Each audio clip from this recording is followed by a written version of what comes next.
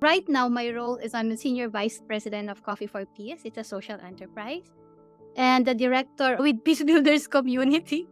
That's the non-government organization. It's the peace building organization where Coffee for Peace is started. I'm an indigenous person from the Sumacher tribe in Kalinga, Philippines. I was there in college and I was carrying a lot of stories of discrimination, both personal and secondary stories from our people, from the generation before us. But I will look how we can transform. How can we transform our realities without resorting to violence? That's why I'm here doing peace building in this particular space.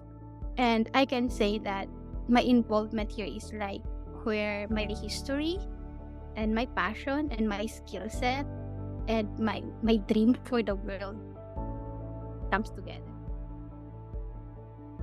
For me, it's more of a space in the mainstream peace building because what we are doing, it's done in practice but not written. It should start from within. And starting from within is starting from the organization, also starting with the identities of the people inside. And the identities are embedded in history, in narratives, in power dynamics. And I think that's one of the things that we're contributing to SAS. And for us, it's a space for us to share also what we've been journeying with, what we've been learning, and hopefully we can find a lot more organizations doing the same things. If SAS can be a way to share not just our stories but the stories of other local organizations doing transitions that are led by them, not from outside, then I think it is so much worth it to engage.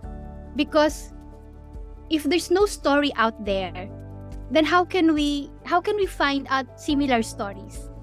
So that's what I'm hoping for, that SAS can be a space to find these stories of responsible transitions, of how local organizations are doing it within themselves, just like us.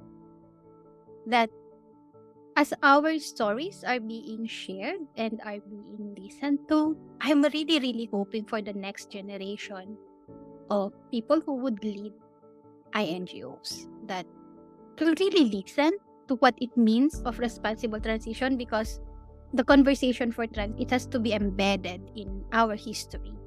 And that includes colonization, that includes slavery, that includes neoliberal policies that have been harmful. And it can be a painful conversation.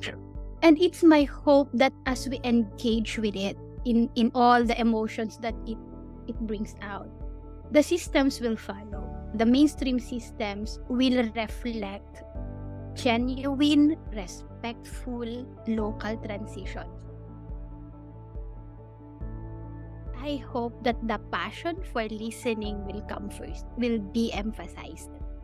And to be able to listen to the stories of people, especially if you're in DC or if you're in London, if you hold identities that hold so much socio-political power. When we do transition, what I hope is that we don't go into a community saying that they need this because they lack something, like it's always from a problem point of view. And what I'm hoping is that can we appreciate the wisdom of the people?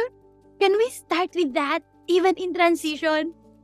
Let's start affirming and celebrating what's in the community.